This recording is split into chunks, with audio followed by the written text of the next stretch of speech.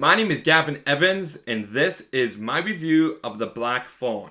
And before I get talking about that movie, I do quickly want to complain about the trailers I got before it, because it really takes me off. I got a bunch of trailers, but three that stood out to me were Don't Worry Darling, Nope, and The Invitation. And I never even heard of The Invitation before, and the trailer was playing, and I'm like, you know what, this looks pretty good. But then the trailer keeps playing, and by the end of it, I feel like it showed me the entire movie. So I went from never heard of it, ooh, I'm excited, and now I'm no longer excited. I don't care about it anymore. Nope, I thought the first trailer looked great, and I'm still excited for it just based on who the director is, but this second trailer is really awful and it shows way too much. And then the Don't Worry Darling, I think if that trailer was a minute long, it would have been a perfect teaser. But then it keeps going and it shows you way too much. And I just hate the fact that trailers seem to be doing this more and more. They still haven't learned their lesson and it really takes me off. But anyways, The Black Phone. What were my expectations for it? They were admittedly pretty high because I heard really good things about this movie. I like Scott Derrickson as a director, and I have to say, I left a bit mixed on it. It's not awful, but it's no home run either. I do think one of my big issues with this movie is that it turns out the plot is that this guy captures a kid and keeps him in a single location. And it's just the kind of plot that has been done to death by this point. I just feel like I've seen it so many times and I'm really getting tired of it. I complained about the exact same thing earlier this year when I watched and reviewed Fresh. So if you're going to do a premise like this where someone is captured and stuck in one location for the entire movie, you have to have something about it that really allows it to stand out. You know, I always talk about the movie Villains from 2019. It has the same kind of premise, but it manages to be tense, funny, and surprisingly emotional in moments, and it's got two terrific performances that always bring life into it.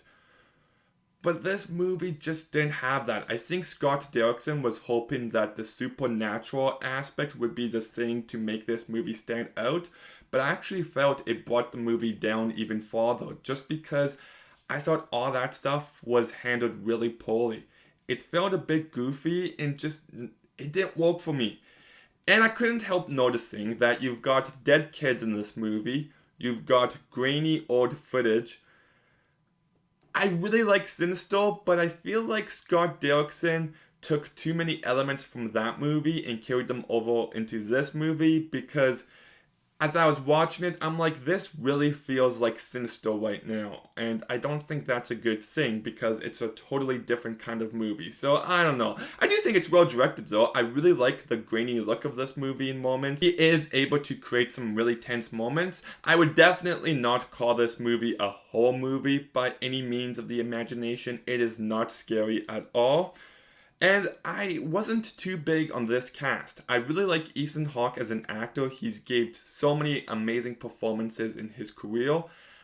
I feel like he was miscast. I didn't like him in this movie. I feel like he brought no life or personality to this character. And he just ended up being a very boring, dull antagonist. And then you've got Mason Thymes, who I think does a decent enough job, but is not great or anything. Then you've got Madeline McGraw, who seems to be the actress in this movie that everybody's praising, and I can definitely see potential with her. I just don't think she hits it here. It's not the best start, but I can definitely see growth in her career. I also don't like the way her character was written in moments because she's supposed to be the smartass who's always swearing and having witty remarks, and it just felt incredibly forced, and the constant swearing actually felt tonally off from the rest of the movie, so I didn't like that. And then Dr. Daniel Faraday himself, Jeremy Davies, is in this movie, and he's fine, I guess. He doesn't have a ton to do. Like, there is depth to these characters when you really look at them, but I do wish they leaned into that a bit more. There's one other character I actually want to mention, named Max. Now, Max doesn't get introduced in this movie until later on, and I love the idea of this character, and I wish he was in this movie way more than he was actually in it, because I think there is a truly great character and a truly great idea there that's just given zero attention, and it's a real shame. So for lots of this movie, I didn't hate it, but I don't think it was a good movie, and I wasn't sure if I was going to go positive on it. But then the movie gets saved by the last 10 minutes. And I don't want to give anything away, but I will say that while I was watching the movie, there were these small moments that I'm just like, what was the point of that? And by the end, everything came together so perfectly and made a really satisfying ending that I was quite pleased with. You know, just something as simple as setup and payoff can have a huge effect, and that's definitely what this movie delivers in its ending. So yeah, I didn't like this movie as much as everyone else. I don't think the cast did a good job. I wish the execution of certain moments was done better. I wish the supernatural aspect was handled better, and I just wish this movie did something to make this premise feel different. But it does a fine enough job at that, but it's really saved by the last 10 minutes where it delivers on a satisfying ending, and I'm able to end up giving this movie a 5.5 out of 10.